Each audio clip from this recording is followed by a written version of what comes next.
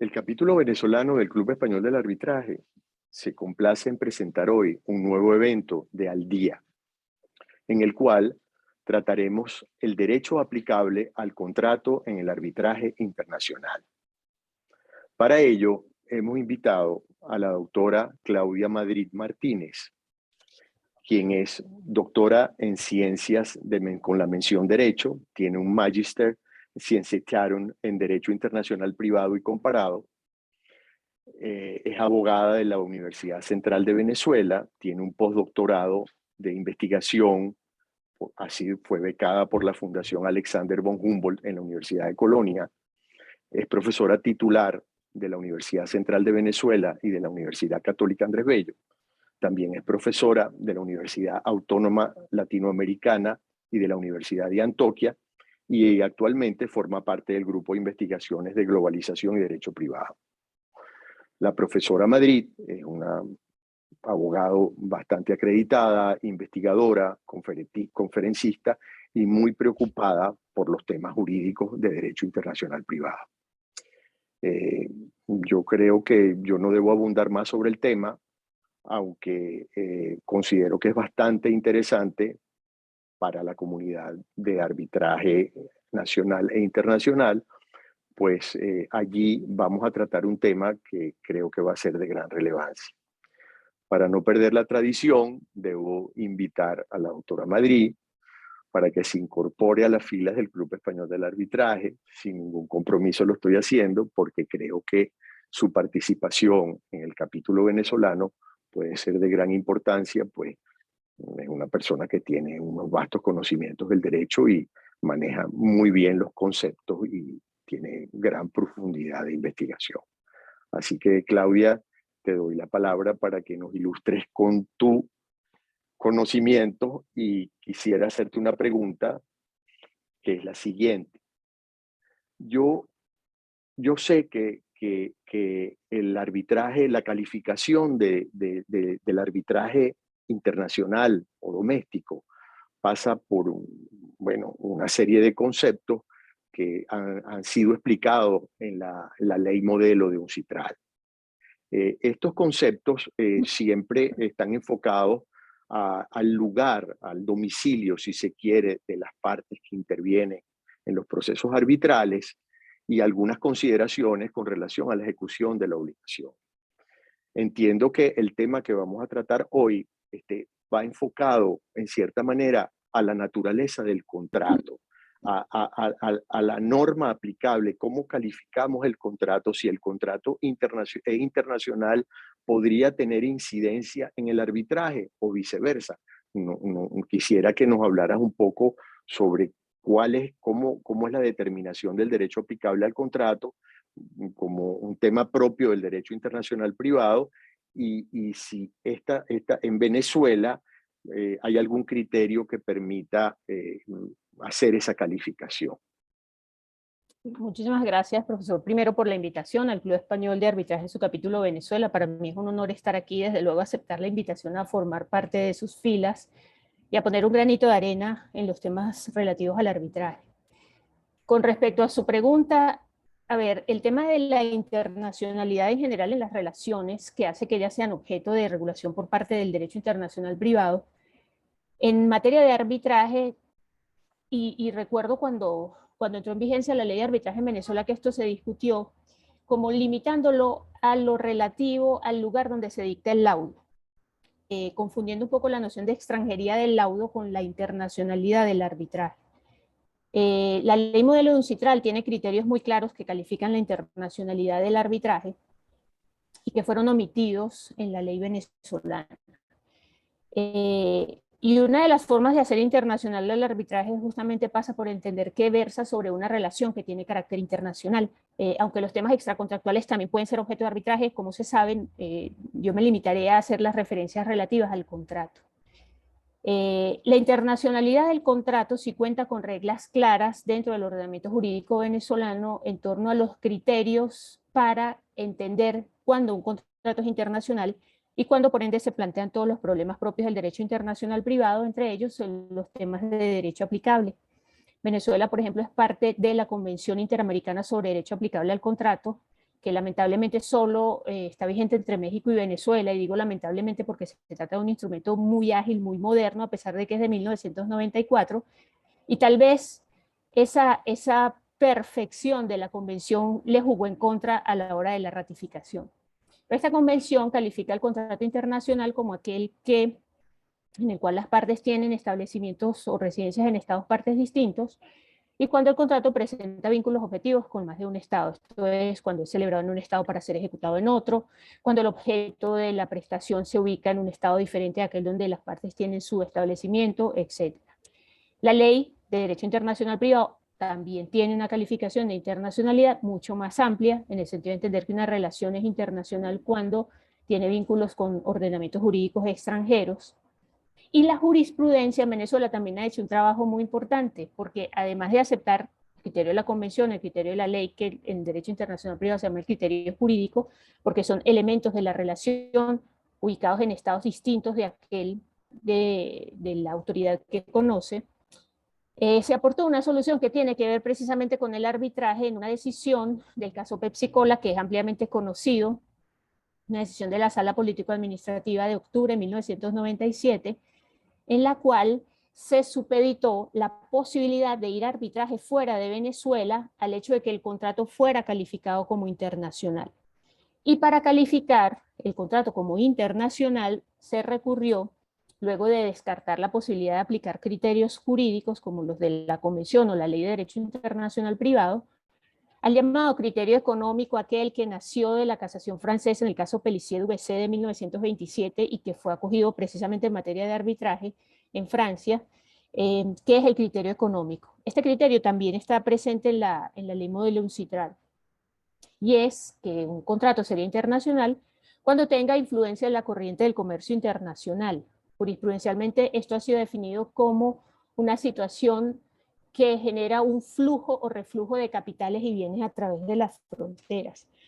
En la sentencia, específicamente la Sala Político-Administrativa lo entendió a partir de lo que llamó el renombre mundial de la marca que identifica los productos a ser comercializados en Venezuela, es decir, Pepsi-Cola, y por eso entendió que se trataba de un contrato internacional.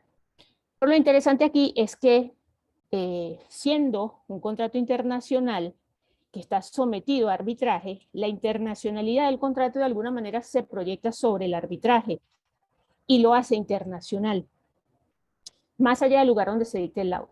El lugar donde se dicte el laudo tiene importancia a la hora de determinar los recursos que pueden proceder contra el laudo. Pues como se sabe, en el estado donde se dicta, el mecanismo de control es la nulidad, mientras que si el laudo viene del extranjero, el mecanismo de control es el reconocimiento, y así lo establece la Convención de Nueva York, y sobre todo la declaración que Venezuela hizo a la Convención de Nueva York de limitarla a los casos de laudos dictados fuera de Venezuela y no a cualquier otro laudo calificado como no nacional en los términos que utiliza la propia convención. De manera entonces que sí, en el arbitraje, por más que esté localizado en Venezuela, se está decidiendo una controversia relativa a un contrato que pueda ser calificado como internacional, eso internacionaliza el arbitraje y le genera problemas adicionales.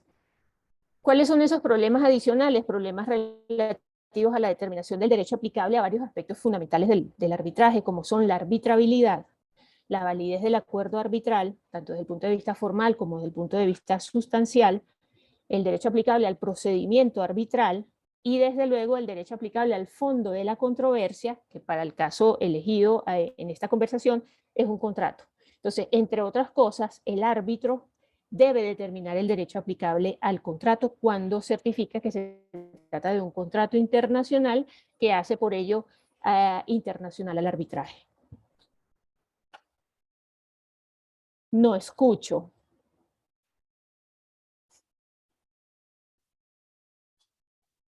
No estoy escuchando. Perdóname, Claudia. Una pregunta. En caso de que las partes hubiesen calificado el contrato, le hubiesen atribuido, pues si se quiere, una nacionalidad al mismo, ¿el árbitro tendría facultades para cambiar esa calificación? El árbitro, dentro de la autonomía que él tiene, él podría, si se quiere decir, mire, las partes se equivocaron en calificar este contrato como nacional de este país, este contrato para mí o para el tribunal arbitral tiene esta nacionalidad? ¿Podría, en tu criterio? A ver, Dentro ahí del como... principio de la autonomía, pues, que tiene los Claro. árbitros para... Allí hay dos cuestiones interesantes. La primera es que las partes no pueden por su propia voluntad internacionalizar un contrato.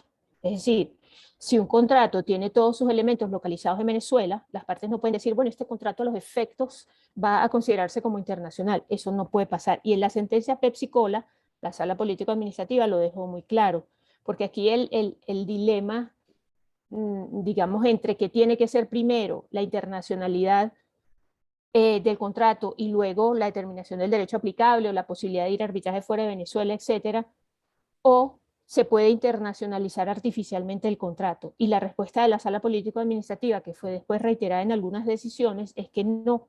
Si un contrato tiene todos sus elementos de Venezuela, es un contrato doméstico y las partes nada pueden hacer, ni eligiendo un derecho extranjero, ni eligiendo arbitraje en el extranjero, ni eligiendo un tribunal extranjero, hacerlo internacional.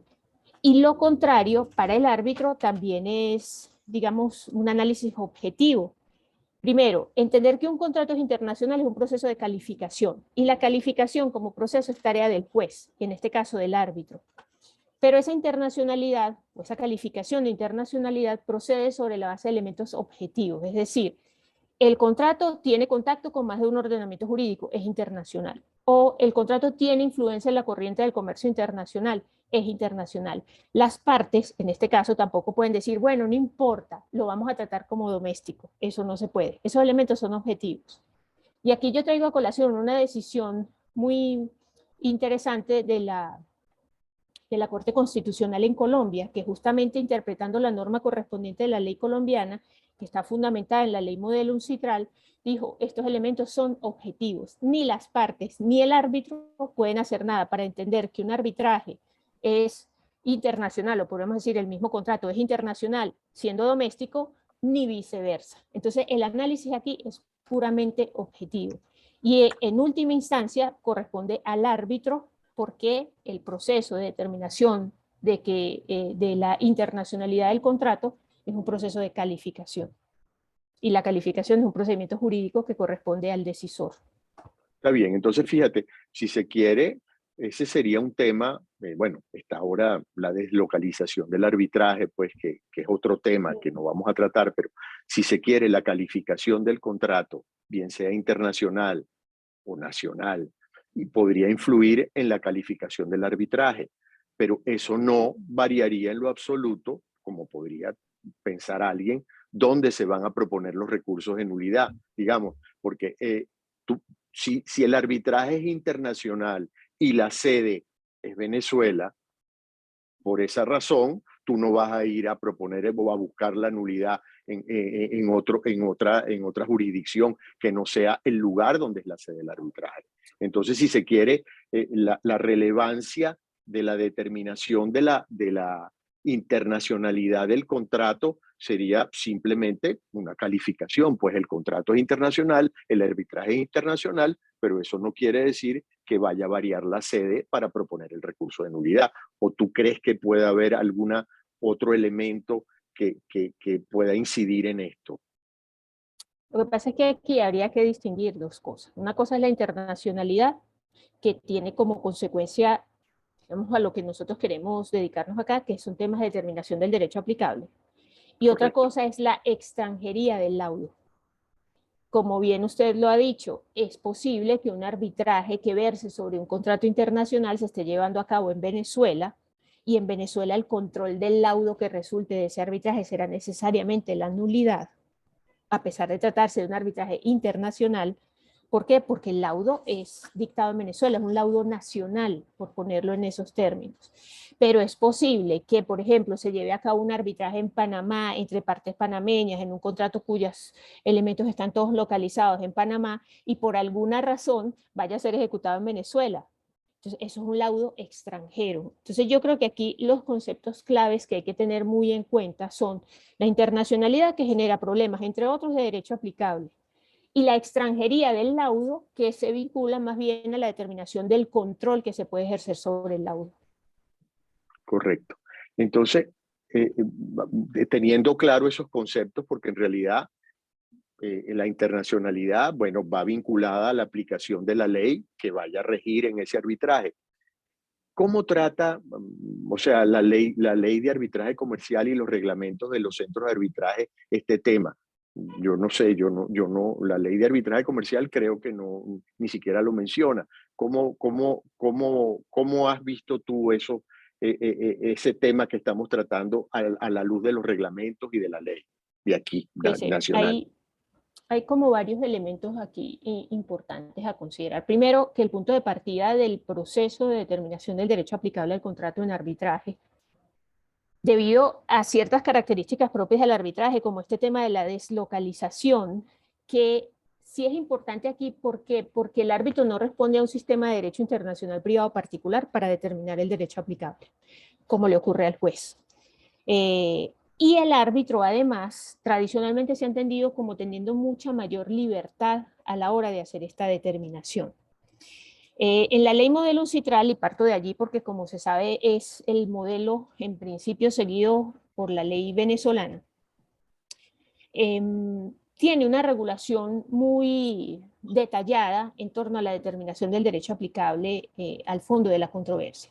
Permite lo que se llama la autonomía conflictual, es decir, que las partes elijan el derecho aplicable al contrato, y añade allí una exclusión que, desde el punto de vista de los análisis de derecho internacional privado, es innecesaria, eso de excluir las normas de conflicto, pero eso tiene unos efectos que podemos conversar en otro momento. Pero además, a falta de elección, la ley modelo UNCITRAL se refiere a que el árbitro determinará el derecho aplicable conforme a normas de conflicto que considere o que estime aplicables, es lo que dice la norma. Luego permite decisiones de equidad cuando las partes así lo indiquen, y luego ordena decidir conforme a las estipulaciones del contrato y teniendo en cuenta los usos mercantiles aplicables al caso. El árbitro además, y esto no lo dice la ley modelo, pero en la práctica es así, y de eso podríamos conversar más adelante, tiene absoluta libertad para recurrir a criterios de lex mercatoria o a cualquiera de los componentes de la lex mercatoria. Pero ¿qué pasa en Venezuela?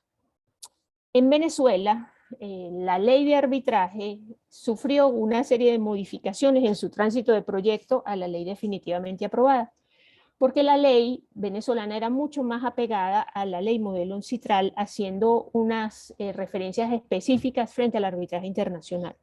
Nuestra ley, que acoge un sistema evidentemente monista, nuestra ley no establece diferencia entre arbitraje interno o arbitraje internacional, como lo hacen, por ejemplo, la ley colombiana, o recientemente en Argentina y Uruguay, que aprobaron leyes para el arbitraje internacional, específicamente dejando las normas para el arbitraje interno en sus códigos procesales. La ley venezolana no. La ley venezolana se refiere al arbitraje y hay algunos indicios en sus normas que sugieren su aplicación al arbitraje internacional. Pero esto sí que fue como muy cuestionado cuando la ley se promulgó, y recuerdo opiniones del profesor James Rotner o de la profesora Tatiana Meckel que hacían alusión a la necesidad de que tal vez el legislador hubiera ido un poco más allá, porque dejó muchos vacíos. Y uno de esos vacíos que dejó, dejando un poco de lado la regulación de la ley modelo UNCITRAL, tiene que ver con la determinación del derecho aplicable al fondo de la controversia, en nuestro caso al contrato. La ley, digamos que tomó el último párrafo del artículo correspondiente de la ley modelo UNCITRAL y lo incluyó en el artículo 8 cuando se refiere al arbitraje de derecho y al arbitraje de equidad. En esa norma, en el último párrafo, se limita a decir, además cambiándole cierto sentido a la ley modelo, que dice que los árbitros aplicarán siempre las estipulaciones contractuales y tomarán en cuenta los usos mercantiles. Nuestra ley dice que los árbitros tendrán siempre en cuenta las estipulaciones contractuales y los usos y costumbres mercantiles. Aplicar y tomar en cuenta no es lo mismo para los efectos de aplicación del derecho. Porque tomar en cuenta, y recuerdo un trabajo en específico del profesor Gonzalo Parra Aranguren, donde él hacía énfasis en esta expresión, decía, tomar en cuenta es tomar como un elemento fáctico más para la resolución del contrato, aplicar es otra cosa. Y sin embargo, la ley de arbitraje venezolana, cuando se refiere a las estipulaciones del contrato, que son la cúspide de la pirámide, por ponerlo en esos términos gráficos, para el árbitro, simplemente dice que tendrán en cuenta. Él siempre le ayuda, pero al final es tomar en cuenta. Y yo creo que aquí sí toca una labor de interpretación porque no puede tomarse simplemente en cuenta la estipulación contractual. Sin embargo, la ley no dice qué pasa antes de llegar a ese tomar en cuenta estipulaciones contractuales y usos y costumbres mercantiles. La doctrina, y aquí pueden encontrarse trabajos de la propia profesora Meckelt, de Eugenio Hernández, en donde ellos dicen, mire, arbitraje, la voluntad de las partes es la que manda, y esa voluntad de las partes, desde el punto de vista de la internacionalidad, se proyecta en la posibilidad de elegir el derecho aplicable al contrato, y eso es lo primero. Porque además aquí hay un detalle, uno diría, bueno, pero el sistema venezolano, que debo decirlo, porque uno siempre habla de las cosas malas y también hay que hablar de las cosas buenas, el sistema venezolano en materia de derecho aplicable a los contratos internacionales es un sistema top en el derecho comparado. Pero la ley de derecho internacional privado venezolana excluye su aplicación al arbitraje. Y lo excluye por una razón, digamos, estratégica. Porque cuando la ley de derecho internacional privado está en el Congreso, entró la ley de arbitraje. Y se dijo, mire, si aquí dejamos el arbitraje, estos van a entrar en confusión y a lo mejor no sale ninguna de las dos. Entonces la ley incluyó una norma que dice que salvo lo relativo a la inderogabilidad convencional de la jurisdicción, la ley no se aplica al arbitraje. Entonces nos quitó esa tremenda herramienta con las disposiciones excelentes que tiene la ley para el derecho aplicable a los contratos internacionales. Sin embargo, la lógica del arbitraje nos empuja a entender que las partes pueden elegir el derecho aplicable al contrato.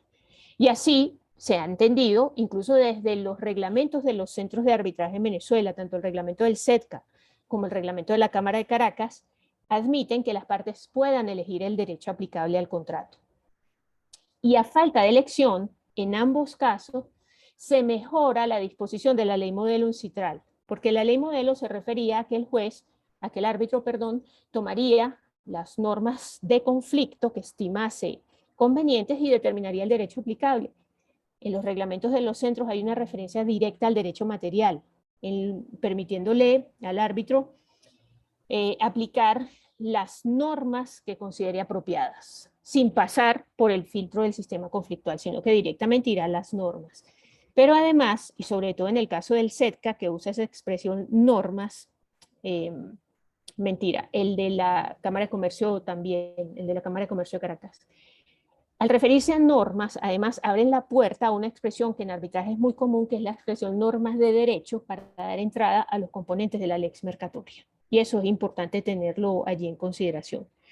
Y luego, pues también se refieren a la aplicación de las estipulaciones contractuales y de los usos y costumbres mercantiles. De manera entonces que yo creería que entre lo escueto de la ley de arbitraje, que al final hace referencia a la estipulación contractual, y una estipulación contractual puede decir precisamente que este contrato se regirá por un derecho determinado. Y la filosofía que orienta las normas de elección de derecho aplicable en los dos principales centros de arbitraje de Venezuela, pues el sistema está armado. Las partes pueden elegir. Y si las partes no eligen, y yo creería que esto es lo deseable, porque al final elegir el derecho aplicable al contrato evita muchos dolores de cabeza, porque es tener las reglas de juego claras desde el principio. Pero si las partes no lo hacen, no eligen, los árbitros tienen plena libertad para indicar o para elegir el derecho que consideren más apropiado para resolver el caso. Yo creería que el sistema venezolano, a pesar de las falencias de la ley de arbitraje, se maneja con unas lógicas que permiten estas soluciones de avanzada en materia de arbitraje. Yo en mi caso, yo soy un gran defensor de la ley de arbitraje comercial, puesto que tiene, o sea, es pro arbitraje, pues. Yo he estado estudiando el tema hay muchas críticas en relación con la caución o la fianza que se pide para proponer el recurso de nulidad. Hay muchas críticas al respecto y creo que esas críticas no son buenas, pues. Pero entiendo perfectamente que la elección de la ley aplicable o el derecho aplicable al caso concreto es del resorte de las partes. Ahora, en el caso de que hubiese verdaderamente un error de elección de las partes en el derecho aplicable, Claudia, tú que tienes tanto conocimiento sobre el derecho internacional privado, ¿tú crees que el árbitro podría apartarse de ese derecho aplicable o tú crees que le estaría vedado? Yo no creo que dentro de las causales del recurso de nulidad cupiese algo de eso, pero como hay abogados que tienen gran imaginación, es posible, ¿no? Entonces, no sé cuál es tu opinión al respecto. Sí, hablar de un error en la elección del derecho, a ver, los instrumentos que regulan estos temas de derecho aplicable al contrato, junto a la falta de elección, suelen ubicar la elección ineficaz. Y una elección ineficaz equivaldría a falta de elección, con lo cual le tocaría al árbitro proceder como si las partes no hubiesen elegido el derecho aplicable. Pero esto es delicado, porque al final aquí estos temas se conjugan con temas de interpretación del contrato, que también dependen del derecho aplicable, porque al final es tratar de mirar qué fue lo que las partes realmente quisieron Correcto. y preguntarnos cómo podríamos pensar en una elección ineficaz. Las partes eligieron un derecho que no existe, porque ni siquiera fue un derecho derogado, porque eso tiene también como sus manejos en derecho internacional privado cuando se elige un derecho derogado. Eh, pero si las partes eligen un derecho que no existe, por ejemplo, o incluso los casos en que el derecho elegido anula el contrato, porque también puede pasar. Entonces allí se discuten temas de ineficacia de la elección y se podría proceder como si no hubiera habido elección y le tocará, en este caso al árbitro, aplicar las normas correspondientes, aplicar el derecho más apropiado según los términos que utilizan los reglamentos de los centros y la ley modelo UNCITRAL. Okay. Bueno, mira, Claudia, yo creo que no sé si quieres agregar algo más. Una de las características de estos de Al Día es que son una especie de documentales breves que la gente pueda ver en su casa en la noche, en lugar de meterse en Instagram, se mete en YouTube y aprende un poco de derecho, lo que uno pueda mostrarles o estimularlos para que, porque esto no solamente son casos como digamos emblemáticos, sino también son opiniones doctrinarias que pueden ir en contra de lo que está sucediendo cotidianamente en el arbitraje. No sé si quieres agregar algo más. Sí habría un elemento importantísimo para el arbitraje que tiene que ver con la lex mercatoria y la Correcto. posibilidad que tiene el árbitro de recurrir a la lex mercatoria. Y aunque en el sistema venezolano la ley de derecho internacional privado le permite al juez recurrir a este elemento, en derecho comparado siempre es identificado el arbitraje con la lex mercatoria, entendiéndose que la lex mercatoria es la ley natural del árbitro, por ponerlo en esos términos. Y aquí hay como muchas opiniones encontradas, porque desde el laudo en el caso Norsolor, cuando los árbitros decidieron dejar de lado el derecho francés, el derecho turco y elegir un cuerpo independiente, ha habido detractores y defensores de esta posibilidad. Por inseguridad jurídica, digamos, las dificultades de determinación de la lex mercatoria, etcétera, pero yo creo que al día de hoy es un instrumento muy importante, sobre todo en el arbitraje internacional, cuando tenemos un panel arbitral compuesto por árbitros de distintas nacionalidades, con distintas formaciones. Tal vez es más fácil que un árbitro francés, un inglés y un boliviano discutan en torno a la aplicación de los principios UNIDROIT que en torno a la aplicación del derecho español, por ejemplo, del cual son Claro. perfectamente desconocedores. Pero también esto ha dado pie a ciertas cuestiones polémicas como el tema de la elección negativa, es decir, el entender que si las partes no eligieron un derecho estatal es porque eligieron lex mercatoria, como lo admiten los principios UNIDROIT y como han sido aplicado en algunos laudos arbitrales. Por ejemplo, en el caso Westinghouse, recuerdo que aquí tal vez justificado porque no hubo la posibilidad de conciliar las posiciones del derecho iraní y del derecho de Estados Unidos, que no fueron elegidos por las partes y que no tenían absolutamente nada en común, y después de agotar algunos métodos de los cuales podríamos conversar en otro momento, el árbitro llegó a la conclusión de que lo mejor, lo más pacífico para todo el mundo era aplicar lex mercatoria. Pero también la lex mercatoria tiene una función importante y pensémoslo desde el punto de vista del derecho venezolano, porque la lex mercatoria también puede ser complemento al derecho estatal elegido por las partes para de alguna manera actualizarlo, modernizarlo. Esta posibilidad fue lamentablemente evitada en el caso Enel, donde las partes eligieron derecho aplicable al contrato. Era un contrato de ingeniería y eligieron el derecho venezolano y regulaciones en el derecho venezolano no hay. Entonces los árbitros allí prefirieron trabajar con la regulación del contrato de construcción del Código Civil, porque a pesar de que se llama de obra, eso es contrato de construcción y con normas súper ya superadas, que complementar esa regulación con principios UNIDROIT, por ejemplo. Pero esa posibilidad teóricamente está dada y puede servir para que los sistemas se oxigenen a la hora de enfrentar un caso internacional. Okay. Bueno, Claudia, mira, ha sido un gran placer. Es la primera vez que puedo compartir contigo de esta manera y espero que podamos volverlo a hacer. Esta es tu casa. Cualquier tema que tengas, que te inquiete, que quieras expresar, bueno, estamos aquí a la orden porque de eso se trata, pues. Este es unos eventos pro arbitraje y lo que queremos, pues, es mejorarlo y demostrarle al mundo de que los venezolanos nos preocupamos por el arbitraje y lo estamos trabajando seriamente. ¿Ok? Sí, Te doy un muchísimas abrazo. gracias. Dime. No, Muchísimas pues gracias nada. por la invitación y yo sí quisiera dejar como una idea, eh, y es una idea del profesor Eugenio Hernández, de hecho, porque él siempre recalca, el arbitraje será lo que los abogados hagamos del arbitraje. Y Así esto es es. como un llamado a cuidarlo, porque es una salida y en pandemia se demostró cuando el Poder Judicial se paró, el arbitraje continuó brindando tutela efectiva. Pero tenemos que hacer que siga siendo eficiente, que siga siendo transparente y que siga siendo una buena salida para las partes en conflicto. Y no tratar de convertir En el proceso rival. la inconformidad que uno pueda tener con un laudo, fabricar una infracción a la tutela judicial efectiva, que sabemos que es muy posible porque, Correcto. porque todo se basa en la buena fe. Exactamente. Bueno, mucho gusto, Claudia, encantado. Muchísimas gracias. A ti.